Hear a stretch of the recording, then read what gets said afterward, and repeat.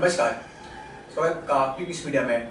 मैं मोमिना से 23 मई को हमारे देश के लिए एक बड़ा दिन है, एक राजनीतिक पर्व माना जाएगा क्योंकि 23 मई को हमारे देश में एक नया प्रधानमंत्री आने वाला है। और आज के खास संवाद में आज हमारे साथ है माजी नगर सेवक मुंबई से और जाने माने राजनेता जो मुंबई की सियासत में एक अपना बड़ा दबदबा और भूमिका अदा करते हैं, अहमद जमाल सौदागर जी।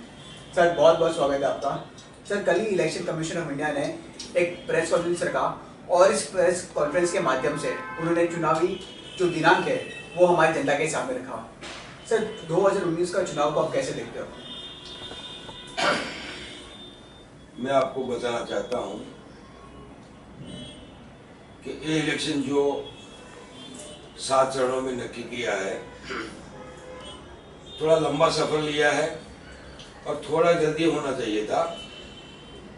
बाकी हमारे इलेक्शन कमीशन ने ये भी कहा कि हमने सबके त्यौहार और सब कुछ शादी विवाह ध्यान में रखकर हमने इलेक्शन डिक्लेयर किया है।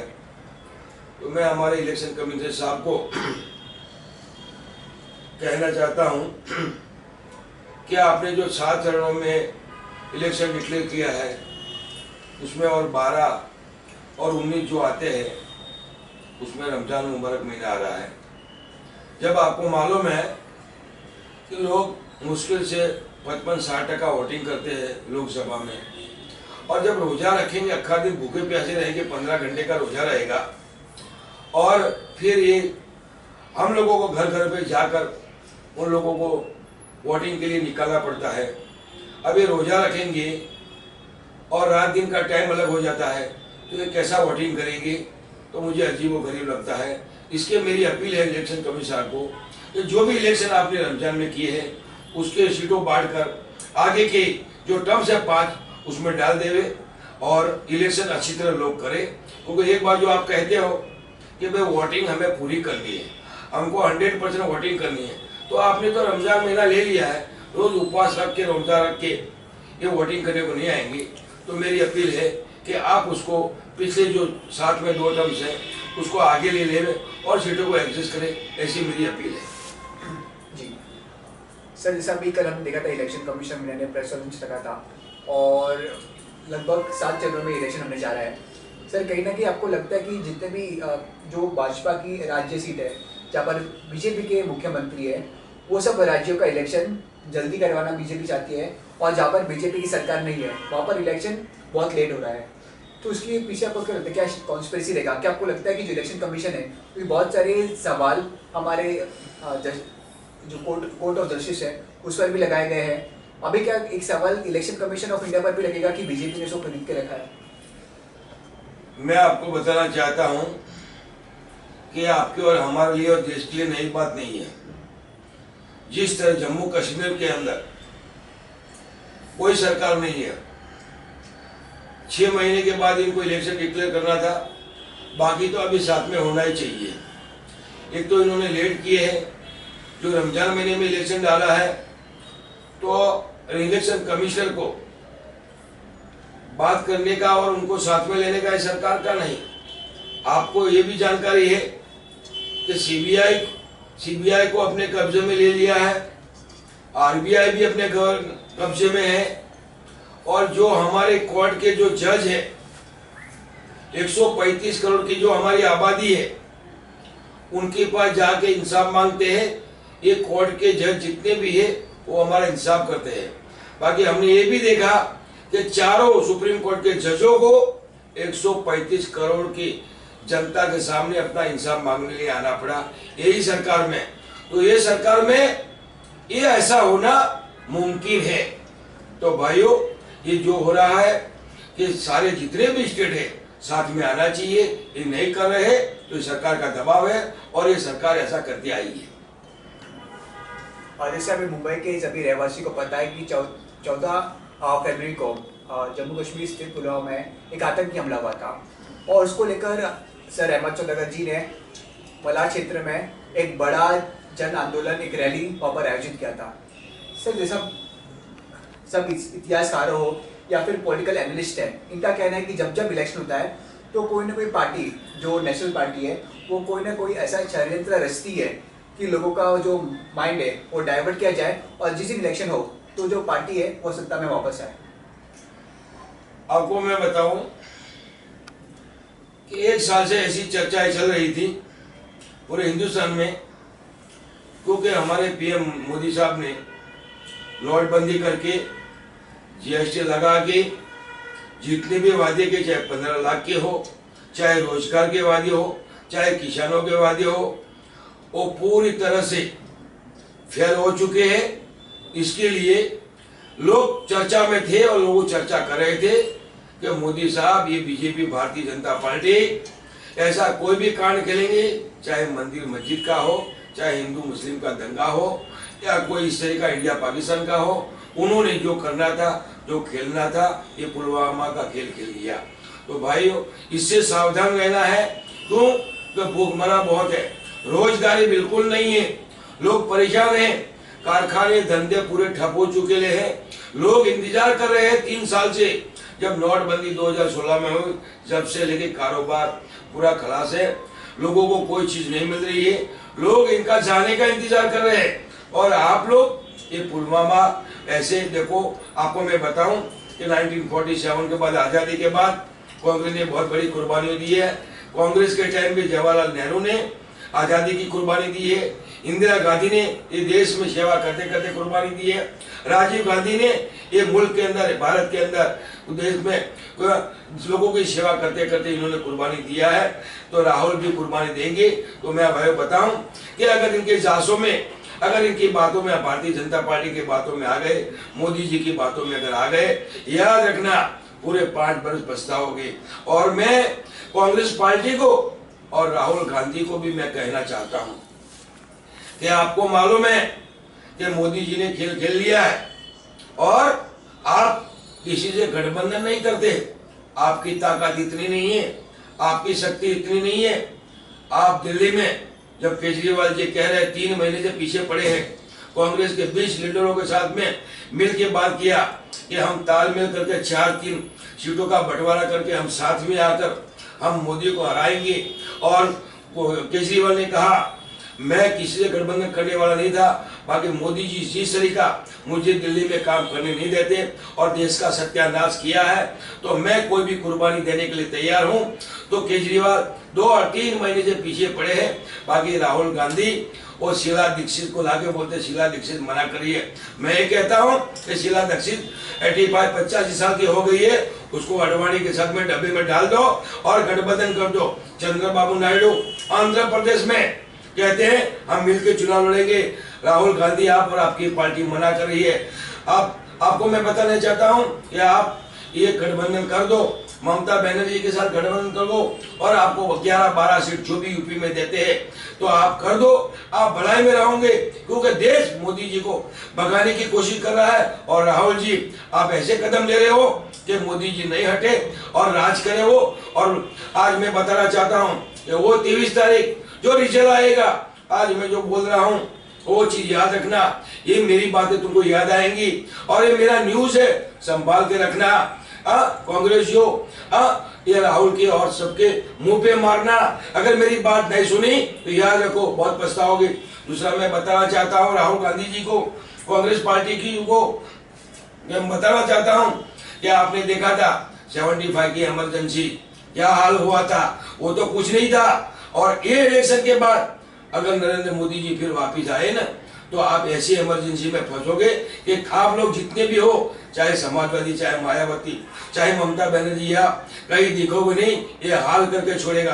दूसरा मैं बताना चाहता हूं कि जिस तरह नोटबंदी किया, जीएसटी लगाया, वो 2 मसले तो आप भूल जाओगे, ऐसे 5-5 मसले मोदी जी के पास तैयार है।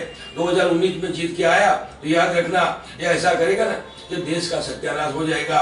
तो मैं आपको, पूरे हिंदुस्तान की जनता को मैं जागरूक करना चाहता हूं, मैं बताना चाहता हूं कि आप मिलजुल के सबसे गठबंधन करो। और यही वक्त है, अगर ये वक्त में अगर नरेंद्र मोदी को नहीं हराया तो याद रखना 25 साल तक वो जब तक जिंदा रहेगा ये देश से कोई हटा नहीं सकेगा। 1 लाख मौका है, ये मौके का फायदा उठा लो। और मेरी देश से जनता से है कि आप गठबंधन जितने भी है, अगर ये गठबंधन राहुल गांधी नहीं करते हैं, तो याद रखना, आप यूपी में सपा बसपा को वोट देना, दिल्ली में केजरीवाल को वोट देना, आंध्र में चंद्रबाबू को नायडू को देना और बंगाल में ममता को देना। मैं आह्वान करना चाहता हूं, मैं बड़े गुस्से से बोल रहा हूं, क्यों कि देश आज एक ही चीज पे है कि बीजेपी जाएगी, भारतीय जनता पार्टी जाएगी, मोदी जी जाएंगे तो देश की हालत सुधरेंगी, लोगों को रोजगार मिलेगा, लोगों का धंधो कारोबार चलेगा। तो भाइयों, मेरी अपील है, मेरी गुजारिश है कि इनको हटाने के लिए जिसको भी कुर्बानी देनी पड़ी तो, और हिंदुस्तान और देश को बचाओ, क्योंकि देश बर्बाद हो चुका है। सर, मैंने देखा था कि पुलवामा आतंकी हमले के बाद तभी इंडिया ने वापस से सर्जिकल स्ट्राइक 2 किया था और पाकिस्तान पे हमला किया था। तो बीजेपी के प्रवक्ता वो न्यूज चैनल में आके डिबेट पे आकर ये कह रहे थे कि भारत ने 1000 किलो जो ग्रेनाइट है वो पाकिस्तान ने छोड़ा और लगभग 300 से 400 आतंकी ये मारे गए। तो कितना आपको लगता है कि ये जो समाचार है, न्यूज है, ये सच है? देखो, पिछली सरकारों में बहुत सर्जिकल स्ट्राइक किया, आपने नहीं सुना? 62 के अंदर हमने हमला किया, 65 में हमला किया, 71 में हमला किया, हमने तो जंग छेड़ा। और कांग्रेस पार्टी ने इस तरह का सर्जिकल स्ट्राइक किया कि पूरा पाकिस्तान, पूरा पाकिस्तान और पश्चिम पाकिस्तान एक ही था। इंदिरा गांधी ने एक ही तलवार का झटका दे दिया, एक ही सर्जिकल स्ट्राइक मार दिया कि पाकिस्तान के 2 टुकड़े कर दिया और बांग्लादेश बना दिया। आपको मैं बताना चाहता हूं कि ये अगर तुमने किया, देखो पाकिस्तान धोखेबाज है, पाकिस्तान गद्दार है, पाकिस्तान गद्दार है, धोखेबाजी करेगा। आप ये नहीं समझना कि वो चुप बैठे हैं, वो धोखेबाज है, क्योंकि हम वहाँ जाके आए हैं, हमने उनके हालात देखे हैं बराबर। ये हिंदुस्तान की जो जनता है, चाहे हिंदू मुस्लिम सिख जाए, ऐसे वो लोग नहीं है, वो सब आतंकवादी माइंड के लोग हैं। उनको तो 1-2 चीज से कुछ होने वाला नहीं है। अगर जवाब देना है तो पूरा जवाब दो। आपने किसको मारा? आतंकवादियों को मारा, आपने आतंकवादियों को मारा। आज मैं बताना चाहता हूँ, आतंकवादी को मारोगे, आतंकवादी पैदा कौन करता है?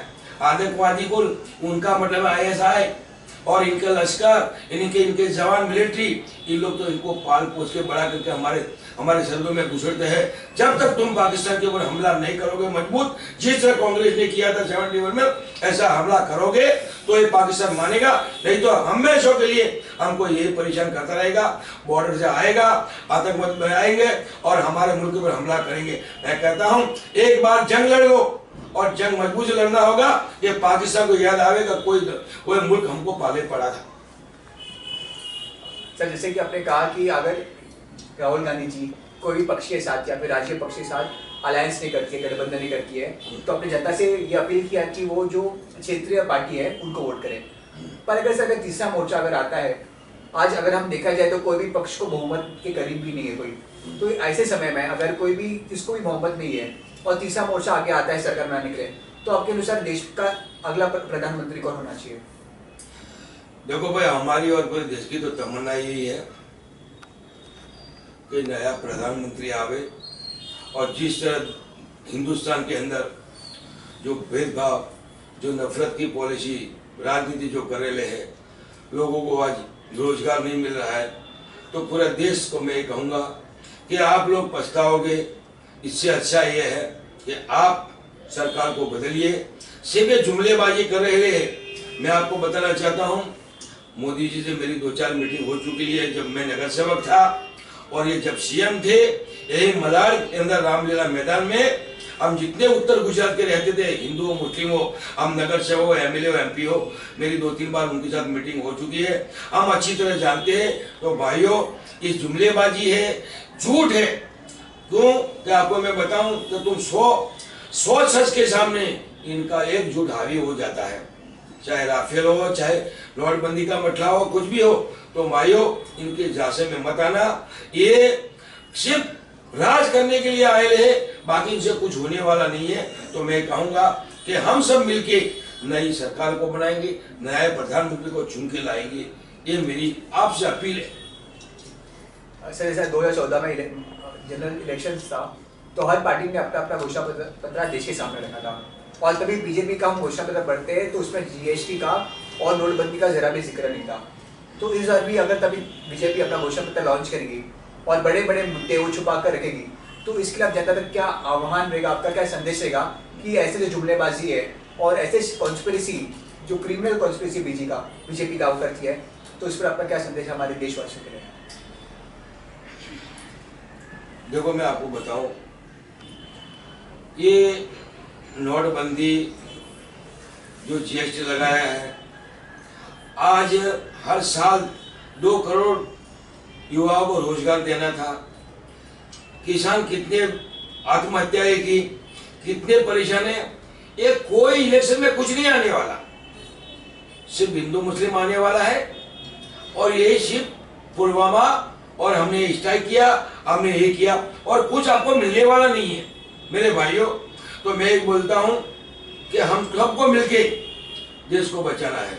अगर देश को बचाना है तो भारतीय जनता पार्टी को भगाना है। ये मैं अपील करने के लिए आया हूं।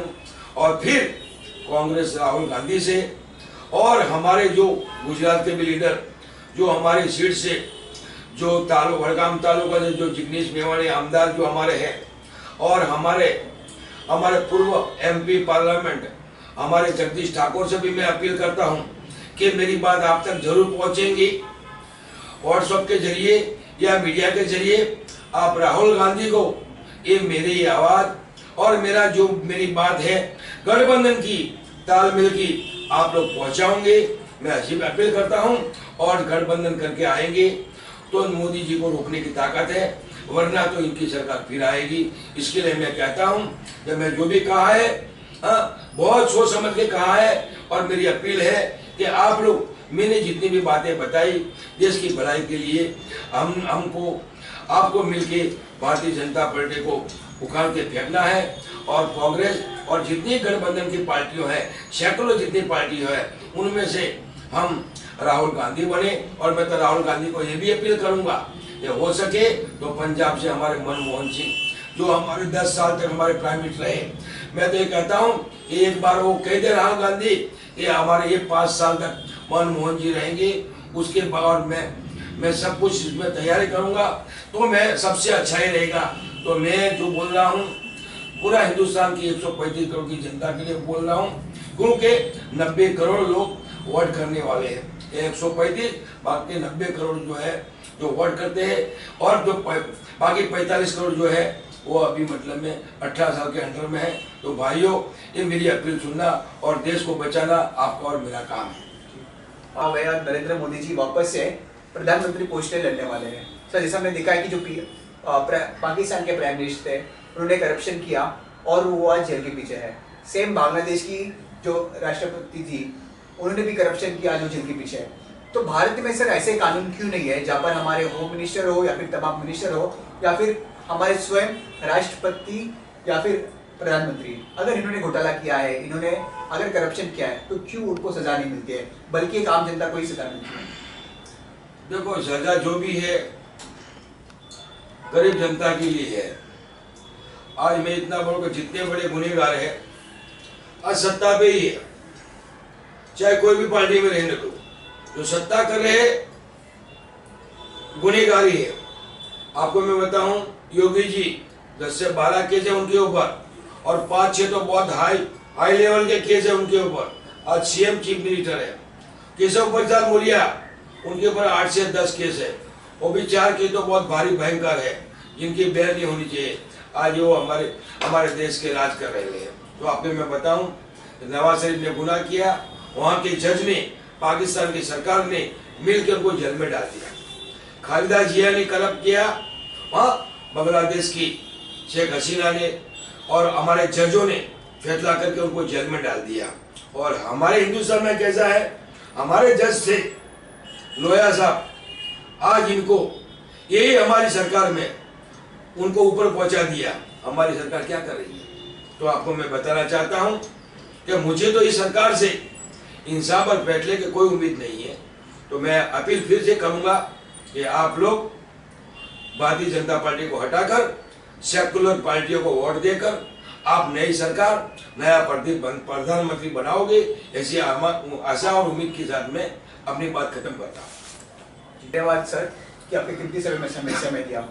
तो ये थे हमारे साथ मुंबई के जाने माने राजनेता और माजी नगर सेवक हेमा सौदागर जी। उन्होंने अपना जनता का सभी राय मत विचार जनता के सामने रखा। और आज जो अहमद जी का जो गुस्सा है, आक्रोश है भारतीय जनता पार्टी के रिगार्डिंग में, कंसर्न में, यहाँ पे देखने को प्राप्त हुआ।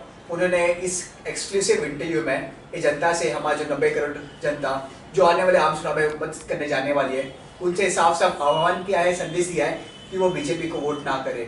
क्योंकि जो बीजेपी ने मॉब लिंचिंग का मसला हो या फिर वो जीएसटी और नोटबंदी हो, और जिस तरीके से उन्होंने आर्मी का नाम लेकर अपना प्रमोशन किया है, ये सभी गुस्सा, आक्रोश आज अहमद जी ने हमारे मीडिया के सामने रखा। तब तक ये देश और दुनिया की सभी बड़ी खबरों के लिए देखते रहिए क्लिक न्यूज़ मीडिया। धन्यवाद।